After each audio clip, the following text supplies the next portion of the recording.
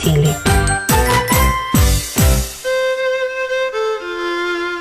Más comunicación. Más universidad.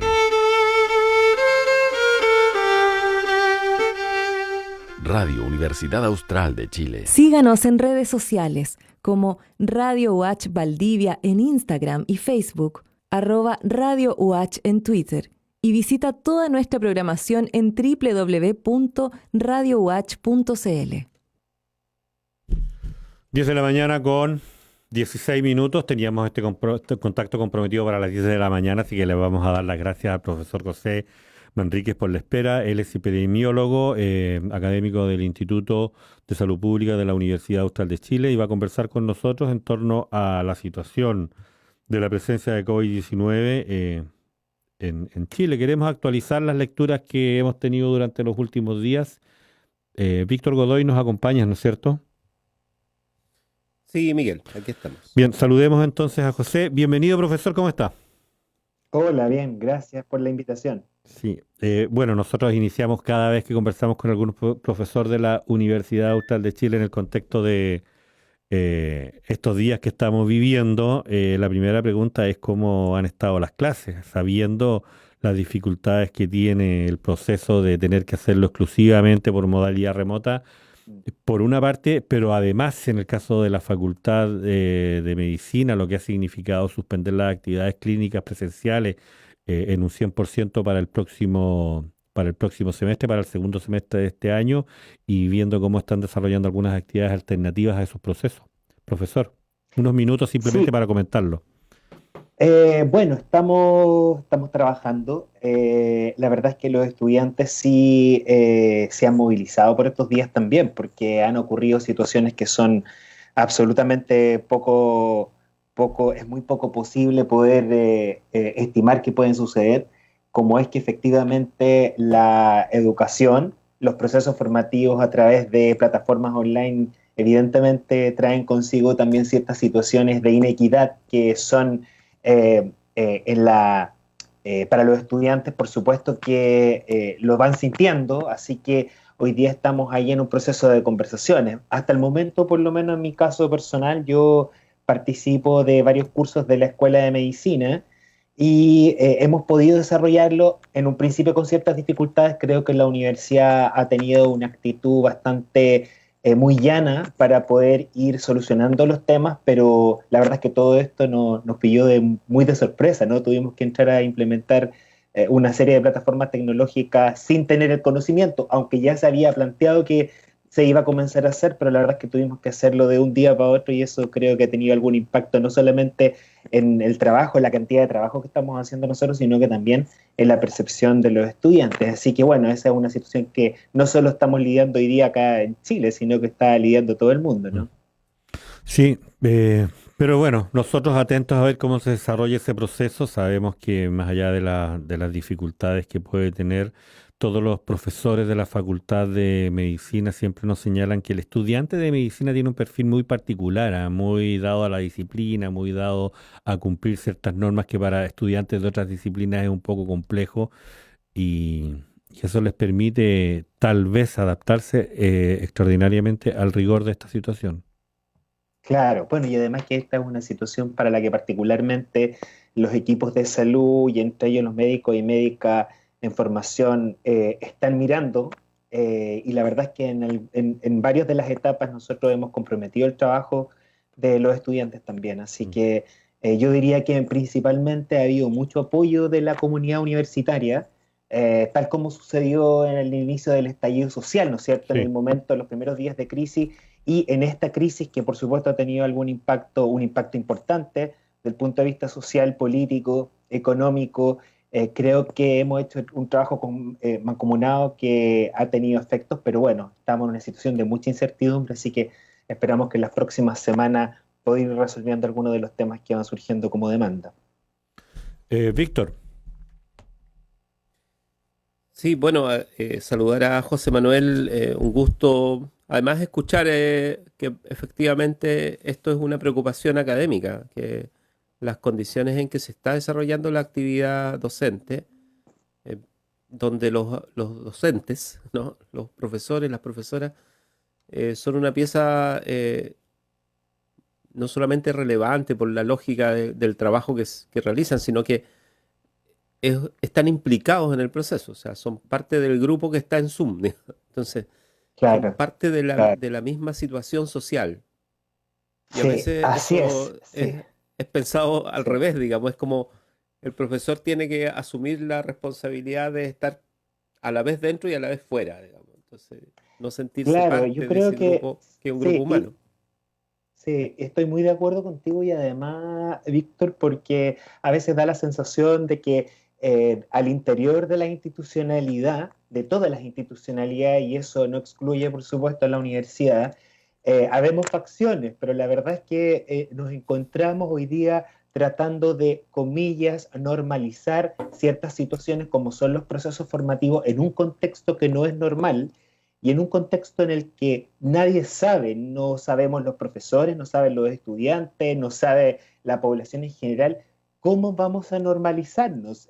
A veces, ¿no es cierto?, en conversaciones uno dice, bueno, ¿se va a normalizar algo después de que esto termine? ¿Cuántos años nos vamos a vivir en normalidad? Y lo que es peor, ¿vivíamos en normalidad antes de que partiera esta movilización? Entonces, creo que toda esa incertidumbre, por supuesto que ha sido muy difícil. Ahora, lo que yo podría decir que en lo personal, desde la institución yo me he sentido tremendamente apoyado, nos hemos sentido muy apoyados, creo que ha habido una actitud, siempre insisto, muy llana a ir resolviendo temas, pero evidentemente que estamos bailando con la fea, como se dice, en el sentido de que nos ha tocado sortear una serie de escollos que son propios no solamente del trabajo universitario y de transformarlo, ¿verdad?, en una plataforma digital con todas las consideraciones que eso tiene. En el caso de las carreras de salud ha sido muy importante porque gran parte del trabajo que se hace con los y las estudiantes es trabajo práctico, es trabajo en los centros asistenciales y sobre todo en esta situación,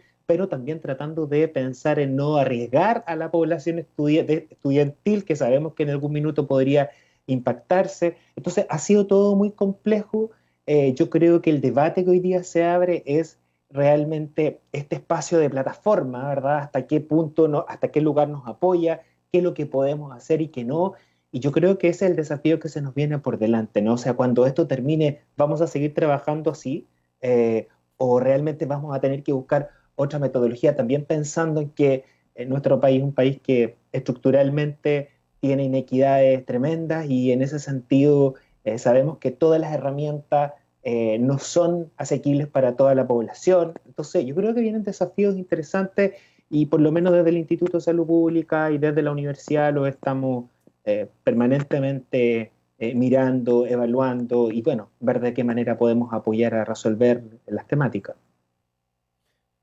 Sí, sin duda. Y vamos a conversar un poco, bueno, de la situación actual en una clave, yo diría al principio por lo menos, en que yo estaba recordando, pues, hay artículos y medios que uno usa de referencia, uno de ellos es CIPER, incluso CIPER tiene un área de CIPER académico que tiene columnas de opinión, que incorpora el debate político como un debate también interdisciplinario, etcétera. Entonces es bien interesante cómo ver, o sea, cómo se ha estado viendo en esos espacios que son espacios que uno diría no son específicamente académicos o estrictamente académicos, un debate acerca de lo que nosotros tradicionalmente llamábamos las determinantes sociales de la salud en este momento, digamos, ¿no? Ujú. No solo la pandemia, Claro, sino de antes, ¿no? La demanda por la salud pública, antes hay una gran cantidad de antecedentes acerca de cómo se movilizaban los profesionales de la salud en su momento por la situación que vivían ellos dentro de los servicios, que demuestra un poco la preocupación que había por qué podría suceder en un escenario de alta demanda, que es un poco lo que está pasando en Santiago en especial, en la región metropolitana, pero que no deja de ser relevante para nosotros. Y claro. las determinantes sociales de la salud tienen 50 años, menos, incluso un poquito menos. No es, digamos, algo que esté en el nacimiento de la salud pública, sino que es posterior, es bien de esta época. Y siempre cuando se habla de ello, se empieza a hablar de los factores, ¿no? De los elementos que podrían ser esas determinantes. Y ahí Ujú. es inevitable pensar que hoy se agrega a la cuestión epidemiológica la situación, por ejemplo, de la necesidad de estar en el espacio público de un buen segmento de la población, vale decir, pobreza, alimentación de por medio, trabajo, ¿no? Calidad de la vivienda, etcétera, ¿no? Relaciones Claro. humanas, ¿no? Violencia, nosotros hemos discutido harto sobre el tema de la violencia, como se le llama formalmente intrafamiliar, pero la violencia en general como una situación, ¿no? A la que uno está expuesto. Em, Ujú. Todas esas cosas parece que tendríamos que integrarlas todas y ahí ya no nos da la cabeza, digamos, ¿no? Estamos viendo un Ujú. momento especialmente complejo, ¿no? Claro. Mira, la verdad es que es muy interesante lo que tú estás planteando desde el punto de vista de la salud pública, la mirada en los determinantes de la salud, en los determinantes sociales de la salud, como le llamamos a partir de los modelos, digamos, de los últimos modelos, que son los que hoy día están impactando en el trabajo que hacemos lo y la salubrista. La verdad es que es algo que hoy día para nosotros nos permite entender por qué algunas poblaciones tienen más impacto en salud y por qué otras poblaciones no lo tienen. Ahora, cuando uno revisa la historia de las epidemias, por ejemplo, a propósito de este ejemplo que yo siempre digo que dentro de todas las cosas malas que tiene la epidemia, nos permite mover un poco, movilizar un poco la cortina, ¿no? Y nos permite hacer un análisis mucho más profundo de cómo funcionan las sociedades y cómo impactan distintas cosas en salud, y entre eso ahí está el estudio de las determinantes sociales, pero fíjate que si basta solo mirar la última epidemia grande, que fue la de 1957, la influenza asiática de 1957, que por lo demás en Chile murieron 20.000 personas, en un periodo corto de tiempo, la verdad es que cuando uno hace el análisis hoy día y trata de hacer una reconstrucción histórica, lo que es posible ver es que los países que tuvieron realmente mayor impacto de estas fueron aquellos países más pobres. De hecho, se estima que los países más pobres, entre los cuales estaba Chile, tuvieron entre 3 a 5 y en algunos casos hasta 8 veces más mortalidad. También recordemos que en ese momento murieron muchos niños, ya murieron muchos trabajadores, ya que en ese momento eran la clase más vulnerable, que no tenía acceso o que recién estaba empezando a tener acceso a un sistema de salud que se había creado recientemente. Hasta antes de eso, los sistemas de salud eran atendidos básicamente por instituciones relacionadas a la iglesia y por la caridad pública.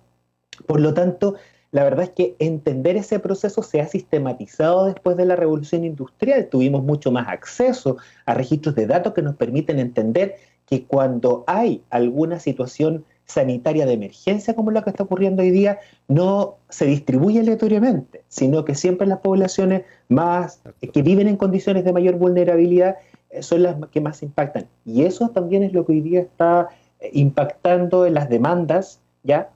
También veníamos, ¿verdad?, acarreando un proceso de estallido social en el que empieza a haber movilización también porque esas condiciones cambian, y la verdad es que hoy día nuevamente tenemos un ejemplo que nos permite mirar que el problema no se distribuye igual en toda la población, aunque haya personas que quieran hacerlo parecer así.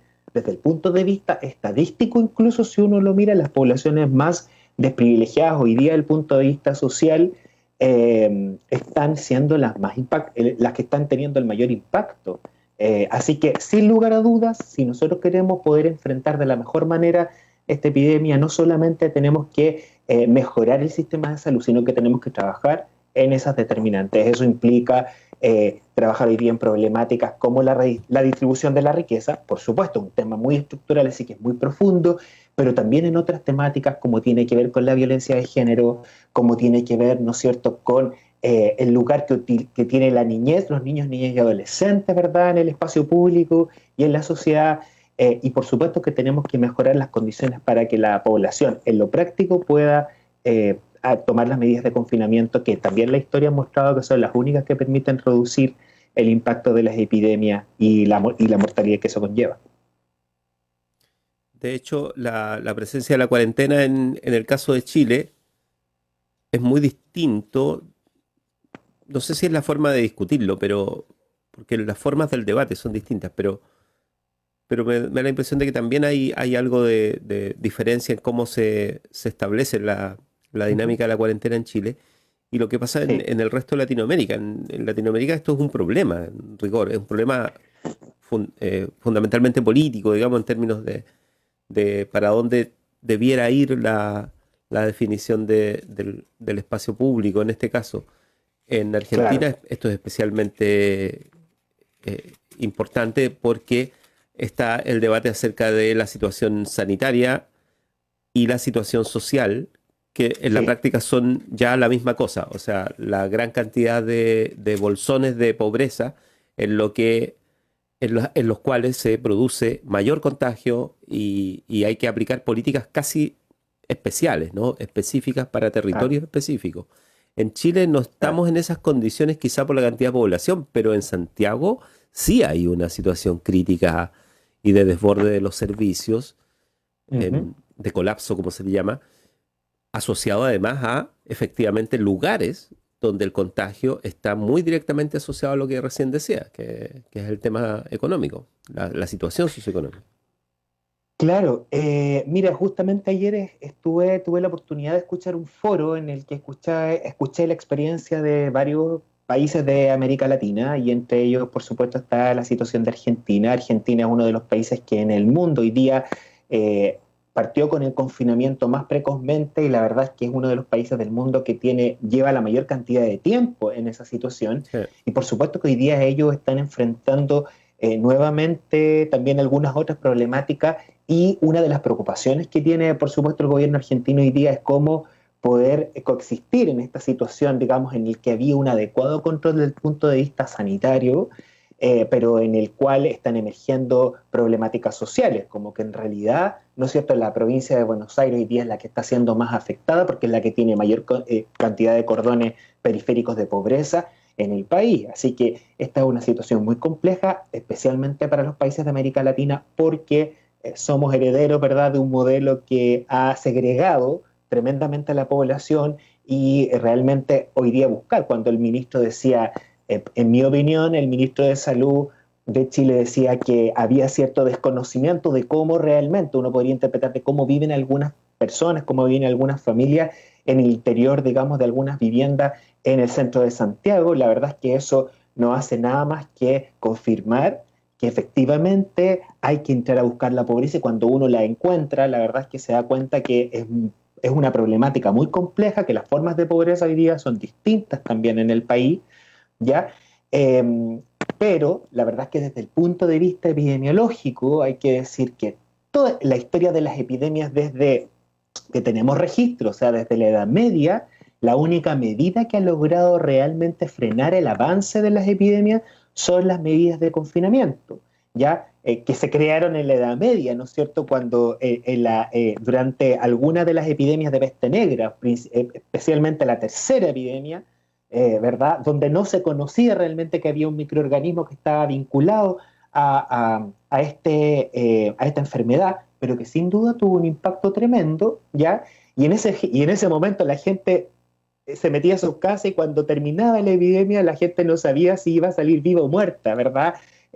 Sin embargo, hoy día estamos viviendo bajo otro paradigma y hoy día sabemos que es la única medida que realmente ha demostrado tener algún impacto. Ahora, en el caso chileno específicamente ha sido muy distinta la dinámica de las cuarentenas a cómo se ha hecho en otros países, porque en un primer momento se planteó que había que ir evaluando cómo iba a ir infectándose la población y que eso podía generar una inmunidad tal que podía llevarse a lo que se llama el efecto rebaño, es decir, disminuir las cadenas de transmisión por la presencia de personas inmunes. Quizás el cuestionamiento más grande que podría hacerse a esa medida es que se tomó sin conocer bien cómo es la historia natural de la enfermedad. Hoy día que tenemos más información, sabemos que esta es una enfermedad que desgraciadamente la inmunidad es muy cuestionada, no sabemos cuánto dura, ya antes se pensaba que era muy parecido a la del SARS y la del MERS, ¿verdad? Los brotes del SARS y del MERS de principios de la década y del principio de la década del 2010, pero hoy día sabemos que esa no es una buena medida porque desgraciadamente el que haya más personas infectadas no contribuye a disminuir la cadena de transmisión, por lo tanto la única forma de poder reducirlo es haciendo el distanciamiento físico correspondiente, y si eso no es posible controlar, como se ha hecho en algunos países, entonces la única forma de poder hacerlo es a través del confinamiento. Y finalmente, con respecto a esto, no quiero dejar de decirte, porque esto es una idea que siempre yo estoy conversándolo en las distintas entrevistas y los distintos espacios de conversación. Se pueden hacer cuarentenas dinámicas, en muchos países eso ha resultado, como sucede en Islandia, como sucedió en Bélgica y en algunos otros países del mundo, pero para eso el sistema de salud tiene que estar preparado para vincularse fuertemente con la comunidad, conocer a su comunidad, saber si la comunidad está en condiciones de poder hacer cuarentena o no, por ejemplo, de acuerdo al tipo de trabajo que se tenga. Ya, si nosotros sabemos que una comunidad realmente está en condiciones de poder hacer cuarentena, entonces nosotros tenemos una información muy rica para saber si efectivamente hay posibilidad de transmisión o no. Cosa que en Chile no sucede, porque recordemos que en Chile tenemos un sistema de salud mixto, con mucha diferencia, un sistema privado que no tiene una mirada territorial y que por lo tanto no conoce cómo funcionan las comunidades, y por lo tanto es imposible saber qué está ocurriendo con la infección al interior de las comunidades. Si eso no es posible, es imposible poder hacer una cuarentena dinámica como fue la que se planteó acá, y finalmente terminamos haciendo lo que está pasando hoy día, que no sabemos si realmente va a ocurrir en las próximas semanas que otras comunas y otros territorios pudieran entrar a estas dinámicas de cuarentena total, que tiene mucho impacto, y en eso yo sí estoy de acuerdo con la autoridad, que tiene mucho impacto en la economía y también en la calidad de vida de las personas, porque impacta en la posibilidad de poder trabajar, en la posibilidad de poder alimentar a la familia, y finalmente eso va teniendo mayor relevancia que la misma epidemia, propiamente tal. Claro, y la calidad de vida es algo que nosotros también, esos típicos conceptos que utilizamos, que a veces no lo llevamos a nuestra experiencia diaria, que la calidad de vida Claro. no es solamente una situación de bienestar, digamos, en la cual uno estaría sin mayores problemas, ¿no? Tendría Claro, resuelto muchos claro. problemas, sino que más bien tiene que ver también con las relaciones interpersonales, con la dinámica con la familia que no es el núcleo incluso familiar, sino que son los que en este minuto no puedes ver, que tiene que ver con las relaciones sociales que tú estableces en términos de cooperación para el desarrollo de proyectos independientes, proyectos de todo tipo, digamos, desde lo que puede ser un proyecto comercial hasta lo que puede ser una iniciativa social o un trabajo de investigación o una idea, digamos, generar ideas. O sea, hay una serie de procesos que se ven limitados en una situación de cuarentena, y que yo dudo que no estén claros a la hora no solamente de decidirlo por el poder, sino que por el central, sino que no estén claros a la hora de evaluar estas cuestiones. Va a haber que hacer esas evaluaciones. ¿Cuánto se pierde en una situación de cuarentena, más allá de la cuestión económica, sino desde la Claro. cuestión esencialmente de cómo tú desarrollas una perspectiva de qué hacer en el mundo real, digamos, ¿no? De cómo mejorar las condiciones de vida de la gente. O sea, la salud Sí. familiar, por ejemplo, debiera cambiar la concepción de la salud familiar que tenemos todavía en el sistema chileno después de esto. Sí. Recuerdo O sea, al inicio esperaríamos. Sí, Claro, sí. De hecho, fíjate que hace pocos días atrás, ¿no es cierto?, aparece en los recuentos diarios el ministro diciendo que hoy día hemos ido avanzando hacia una integración del sistema de salud público-privado, cosa que se creó, recordemos, durante la dictadura con el objetivo, ¿verdad?, de hacer competir a dos sistemas que en la base tenían diferencias muy importantes, porque un está en sistema la es solidario, Constitución, de está hecho. orientado, ¿verdad?, ¿no es cierto?, a generar universalidad, ¿verdad?, en las prestaciones, y que todas las personas tengan acceso, y otro sistema que realmente la base es el lucro. Entonces, en realidad, son absolutamente incompatibles. Entonces, él decía que estamos avanzando hacia la integración, lo que en realidad uno dice, bueno, entonces, ¿por qué no se hizo antes? O por otro lado, uno podría pensar, la verdad, con la hipótesis contrafactual. Entonces, esto significa que tener un sistema integrado o un sistema único de salud es la solución para dar respuesta a situaciones de crisis, y pareciera que por todos lados que es así. De hecho, los países que tienen sistemas de salud más integrados, que tienen, como insisto, son parte importante de la de la dinámica de vida de las personas y se involucran en todas las etapas, no solamente en la etapa de rescate o de respuesta, sino que en la etapa de hacer prevención, de hacer profilaxis, de hacer promoción de la salud. Entonces finalmente pareciera que son los países que han tenido un mejor desempeño en disminuir el número de casos y el número de muertes en el mundo. Ahora, yo creo sí que todos los países son muy distintos, es muy difícil hacer un análisis global hoy día. Creo que lo que hoy día tenemos que hacer es ir haciéndonos esos cuestionamientos. Yo insisto, las epidemias nos han servido para develar una realidad que todos sabemos que existe, pero que no es tan evidente, que para quienes ya les queda duda respecto a eso, hoy día con eso se hace más evidente. Y hace pocas semanas atrás tuve la posibilidad de participar en un conversatorio también con la profesora María Angélica Illanes, de la Facultad de Filosofía y Humanidades de la Universidad Austral, donde ella decía, la verdad es que esta situación de crisis, ¿no es cierto?, de crisis del cuerpo, como lo dice ella, haciendo toda una alusión, ¿verdad?, a todo un contexto teórico que tiene que ver con la biopolítica, ¿no es cierto?, de Michel Foucault y digamos, de otros autores. Ella decía, la verdad es que esto sirve para organizar a la población en sus demandas. O sea, esto, a pesar del impacto tremendo que tiene, como bien tú decías, del punto de vista de la salud mental, que eso yo creo que tiene un impacto que todavía no podemos medir, pero la verdad es que yo creo que un poco todos nosotros estamos de repente un poco ansiosos, estamos viviendo momentos debido a la tremenda incertidumbre, y que además la certeza, ¿verdad?, es una cosa que te vende el modelo. Es como nosotros vamos a comprar un título y tú vas a hacer algo que tú ya sabes lo que va a hacer, pero hoy día resulta que eso no lo sabemos. O te vas a comprar una casa y sabes cuándo la vas a terminar de pagar, pero hoy día para el futuro no sabemos lo que viene. Entonces todo eso va generando mucha incertidumbre y va teniendo impacto en la salud mental. Y desde el punto de vista positivo, insisto, la profesora decía, esa es la gracia que tiene esto también, o sea, que permite organizar a la comunidad por sus demandas, hacerlas mucho más visibles, y yo espero que cuando esto se controle, yo la verdad es que no creo que esto lo vayamos a terminar pronto debido a las experiencias, ya eso uno lo puede analizar desde el punto de vista epidémico. Yo espero que efectivamente esto tenga un impacto en las demandas sociales y que realmente podamos avanzar en construir una sociedad mucho más equitativa, que tenga en la base la promoción de los derechos humanos y, por supuesto, la vida digna para todo y todas. Sí, yo iba a mencionar precisamente, de hecho está en la red, entiendo, ¿no?, el conversatorio donde está María Angélica Illanes y está José Manuel Manríquez Urbina, que está con nosotros ahora conversando. Creo que lo hicieron con la Universidad de Chile y bien interesante. Alcancé a ver una parte. Claro, si es que está disponible en la red, búsquenlo, porque es precisamente un poco la conversación que es necesario y que yo quería introducir. Y nomás un dato que también ha circulado, ¿no?, que es esto ya hablamos un poco sobre la inmunidad de rebaño tangencialmente, pero también hay otra preocupación que tiene que ver con esto del contagio en los jóvenes, ¿no?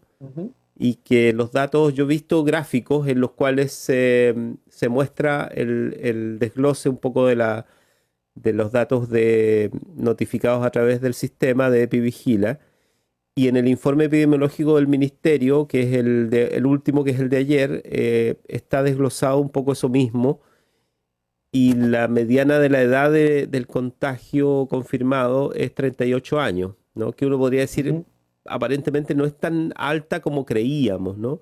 Ahora, te quería pedir una opinión al respecto, dando el dato nomás de que los contagios, los menores de 15 años son el 5%, ¿no?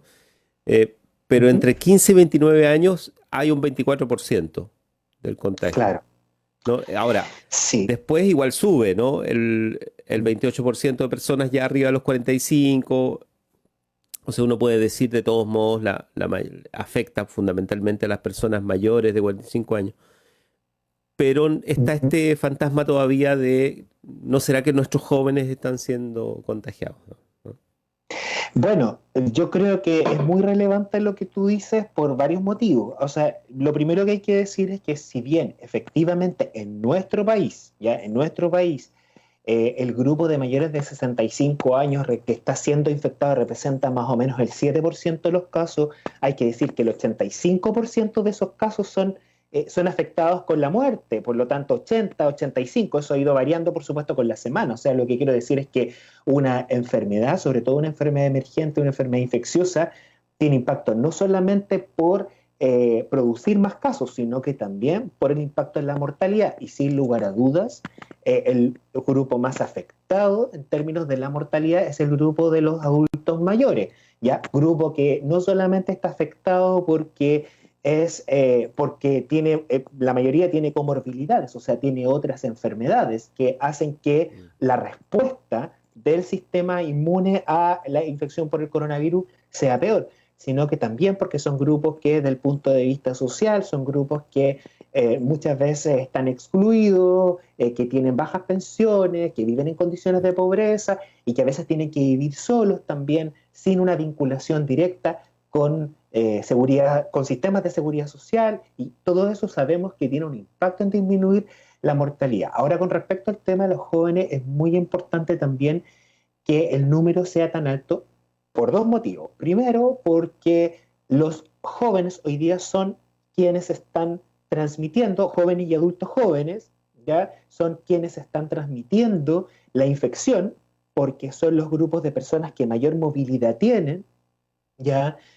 Por lo tanto, tienen la posibilidad de poder infectarse con mayor probabilidad y además transmitir a los adultos mayores. Pero en segundo lugar, no hay que olvidarse que si bien el porcentaje de jóvenes que tiene la forma grave, ya hoy día que está en esta discusión de cuáles son las formas leves y cuáles son las formas graves, si bien las formas son menores, en la medida en que hay más población enferma, por supuesto que vamos a tener más casos de población de población joven con la forma grave, y por lo tanto eso va a tener un impacto también en el sistema de salud, no solamente por la mortalidad y todo lo que implica la mortalidad, sino que porque eso tiene un impacto para el uso de camas críticas de la red de salud, que hoy día lo que se ha planteado como una prioridad para el gobierno, y que todos pensamos que desde la salud pública que está muy bien, pero hay que también disminuir la transmisión. Aquí no sacamos nada con tener un sistema preparado, cada vez más preparado, con más cantidad de camas, con más cantidad de respiradores artificiales,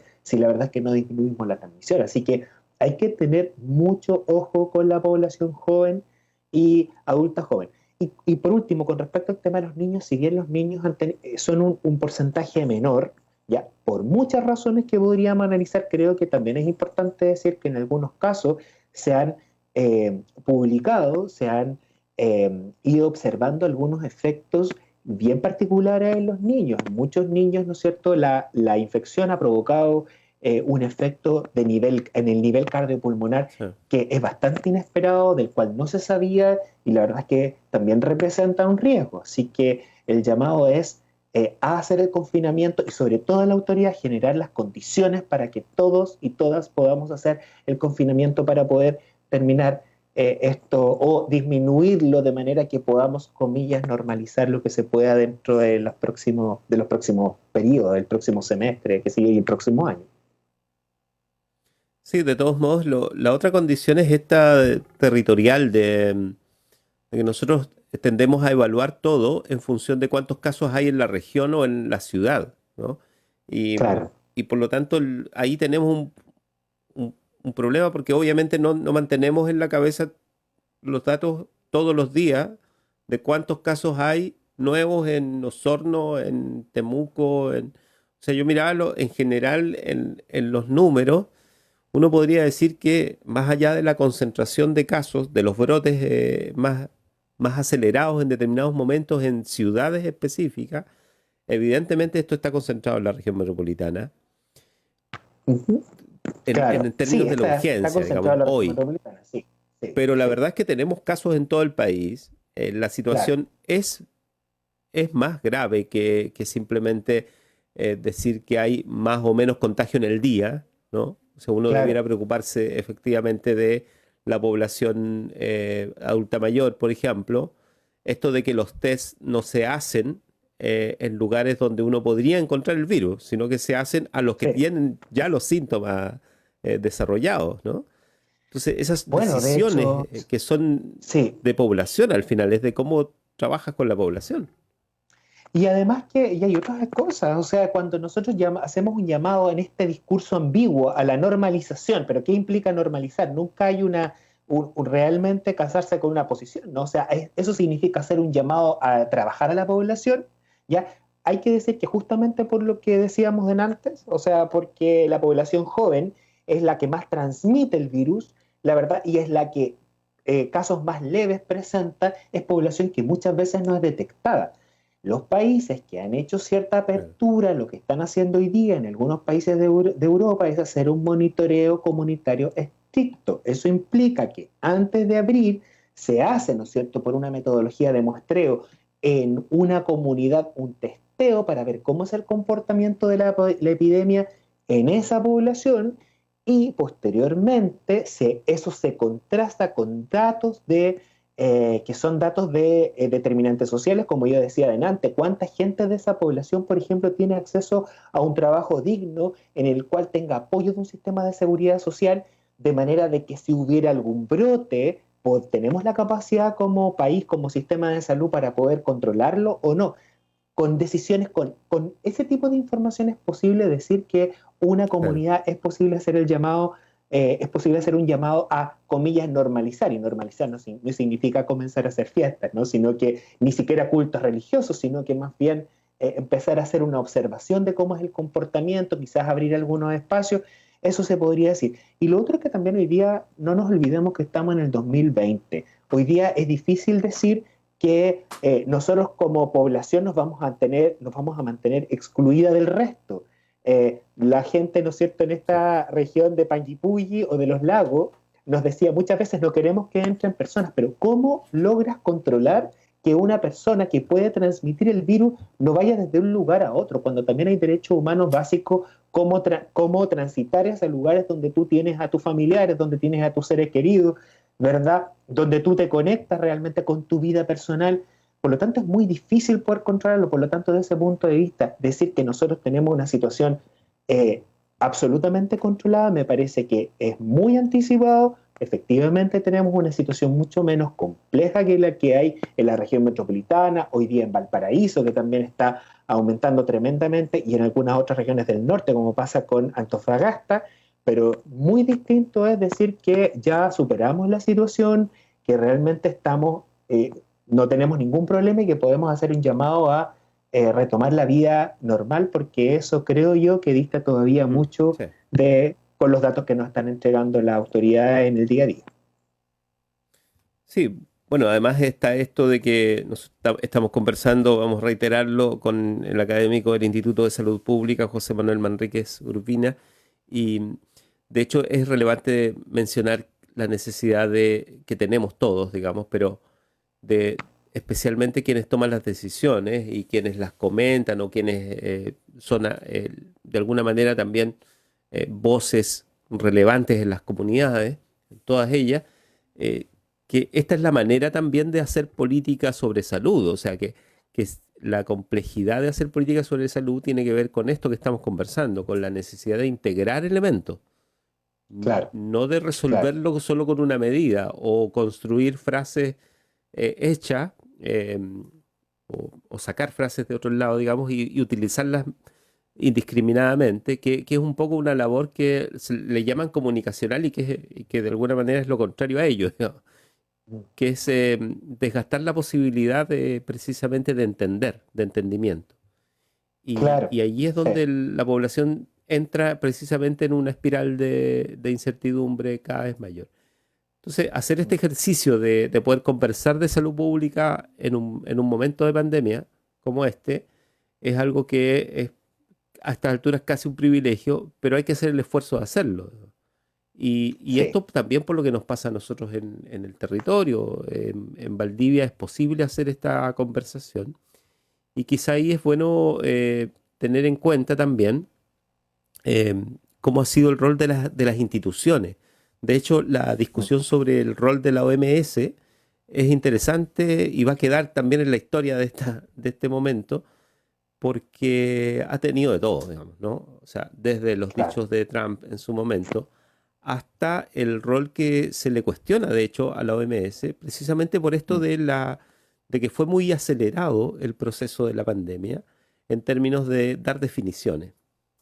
Claro, Y obviamente exactamente. las frases y las medidas concretas comenzaron a cambiar.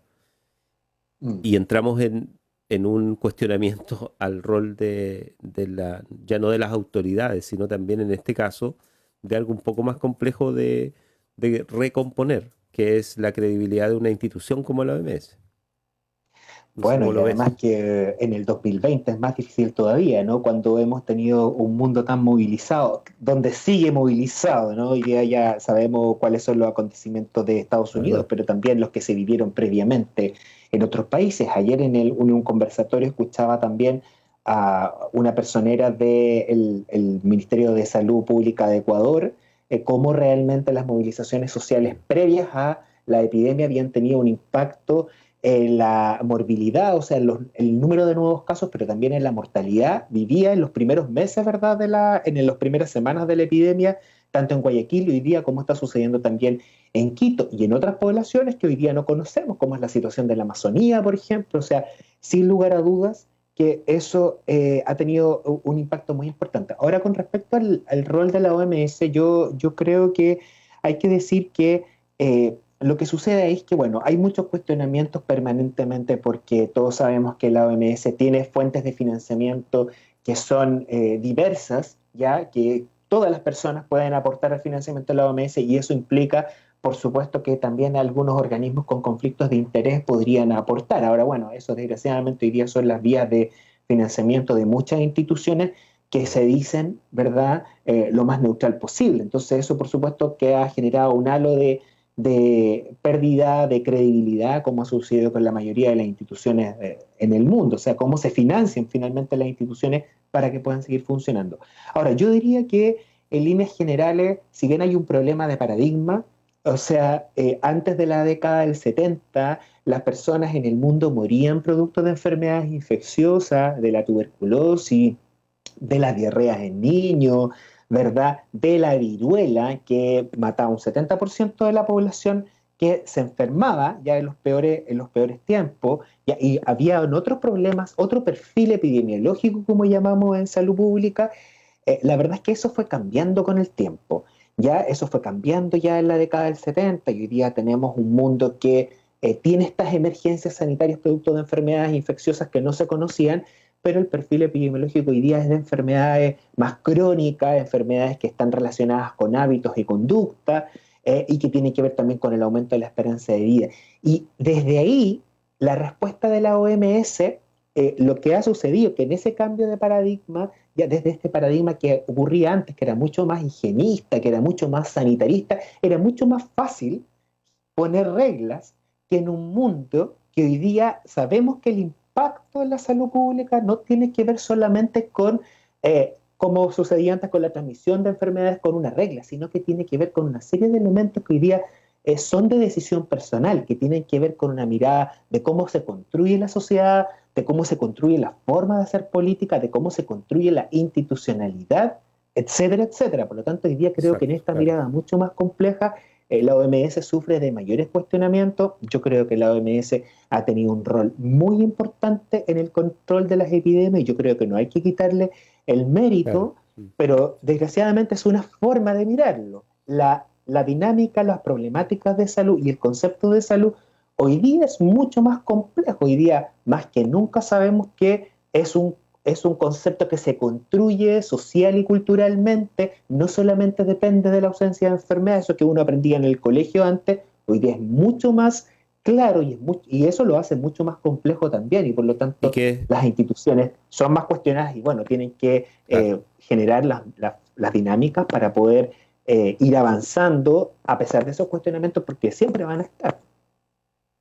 Y que es la definición que la propia OMS se da de salud, digamos. Así es que Exacto, estamos exactamente. retomando cosas que estaban escritas, digamos, y que ahora las Así estamos es. viendo en las necesidades del día a día. Bueno, está con nosotros también Miguel Millar en el estudio. Vamos a ir agradeciendo y además invitar a que esta conversación sea retomada en cualquier momento, José Manuel. Miguel, ¿estás por ahí? Sí, José Manuel, entiendo que tienes clase hasta ahora ya, estás retrasado. Sí, estoy 4 minutos justamente atrasado, pero de todas maneras quiero agradecerles. Un momento muy agradable, ¿ya?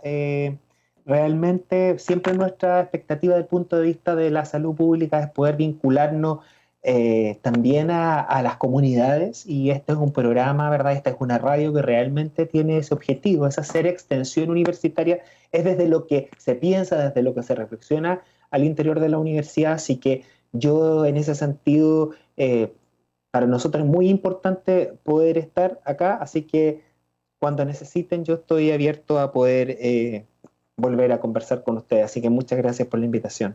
Sí, gracias a ti. Quedamos Gracias a ti. debiéndonos. Queremos tener tiempo en una nueva conversación de echar una mirada efectivamente a lo que estamos escuchando día a día a través de los medios de comunicación. Siempre en alguna hora de la mañana aparece la autoridad sanitaria hablándolo. Pareciera que en un podium, pero la verdad es que nos está hablando bien al oído respecto de cómo se está comportando la pandemia, y es ahí donde quisiéramos elementos para tener una lectura crítica.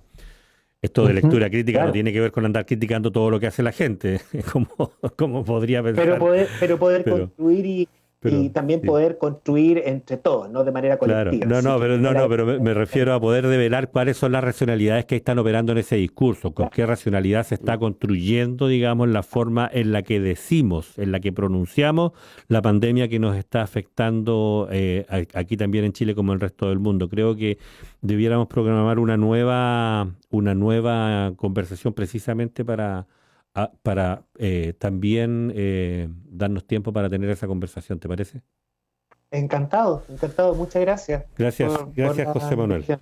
Sí, Chao, José, gracias. Un José, gusto. Un gusto. gusto, José Manuel. Gracias. José Manuel Chao. Manríquez, académico, decíamos, epidemiólogo del Instituto de Salud Pública de la Universidad Austral de Chile. Víctor, nosotros teníamos una entrevista concertada con el Comité de Agua Potable y otras organizaciones de Niebla que están preocupados por la situación del suministro en el contexto de la crisis sanitaria, pero también en el contexto del aumento de la población en el sector de la costa. Están preparando algunas acciones para estos días, pero nos han suspendido, nos han solicitado que reprogramemos para la próxima semana, así que vamos a tener una hora de descanso probablemente.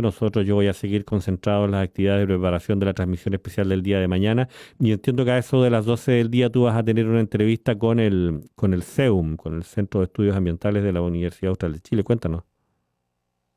Con Cristian Enríquez y también vamos a invitar a la SEAM. gente que está organizando la Feria del Trueque. La Feria del Trueque lleva más de Ujú. una década realizándose y es un espacio que siempre congrega, ¿no?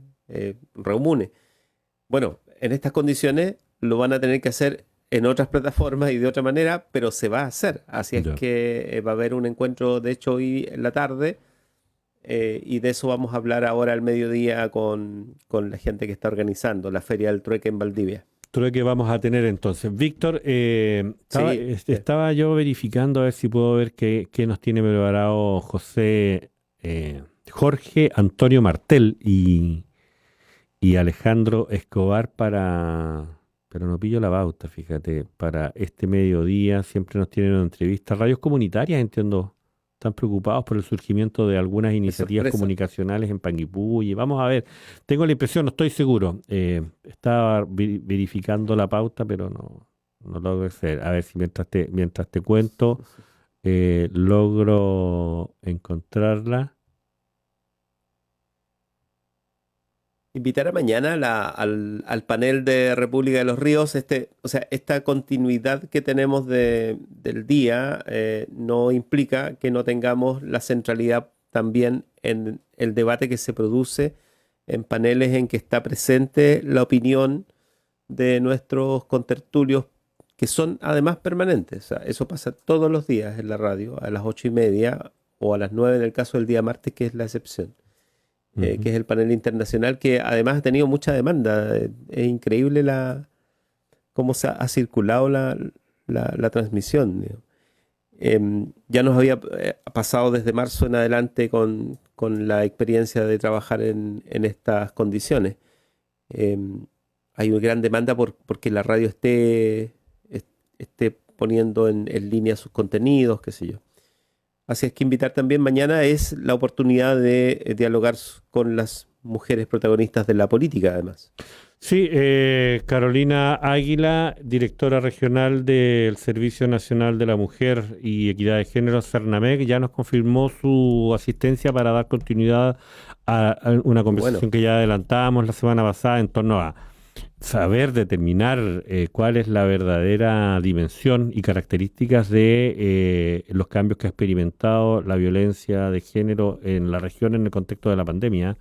Todos nos anunciaban que sí, que probablemente íbamos a tener una mayor expresión de estas lamentables situaciones y aparentemente los indicadores institucionales señalan que ese aumento no se ha registrado. Por ahí andábamos nosotros tratando de identificar alguna brecha, algún obstáculo, algún taco, así lo dijimos, en los procedimientos de gestión de las denuncias que pudieran explicar eso tal vez, insistiendo en que es un tema que nos preocupa y así fue como incorporamos la semana pasada a Carolina Águila a la conversación de las mujeres protagonistas de la política y esa conversación es la que tendrá continuidad mañana. Vamos a ver quién más nos acompaña. Entiendo que Carla Altman ya confirmó su asistencia. María José Gatica nos señala que también nos va a acompañar. Estamos viendo qué pasa con qué bien. las restantes participantes. Por ahí va una cosa. Y otra cosa que yo no quiero dejar de comentar es que tenemos nuevos periodistas. Más aún. Sí. No sé si para bien o para mala. Tú tendrás una opinión. Para bien o mal de ellos, dices tú. Sí. Pero tenemos nuevos periodistas. A ver, estoy viendo la pauta. Aquí está ¿Con qué nota? A ver, ¿con qué nota? No, Quiero notas. Un 6.5 sacó Janito. Distinción máxima. Sí, Alejandro Escobar dio ayer su examen de grado, parte también del equipo de la radio Universidad Austral de Chile en estos días, y su nota, su defensa de trabajo de titulación fue evaluada con una nota 6.5 y entonces tenemos nuevos colegas. La pauta de la programación del día de hoy dice Red de Espacios Independientes. ¿De qué estaremos hablando? Sí, para el jueves tenemos yo la había visto. Sí. Para mañana tenemos... Es seguramente algo asociado a Anonymous. Van a entrevistar a Anonymous. Ya.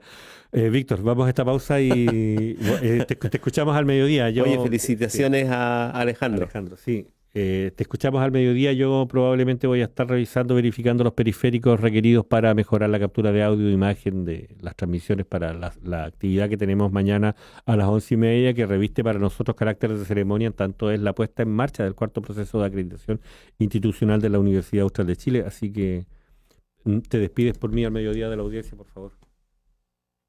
Bien, pues. Un abrazo. Nos vemos. Sebastián Valenzuela en la compañía musical de Radio Universidad Austral de Chile, con la seriedad que lo acostumbra. Más comunicación. Más universidad. Radio Universidad Austral de Chile. La Universidad Austral de Chile realiza una permanente vinculación con el medio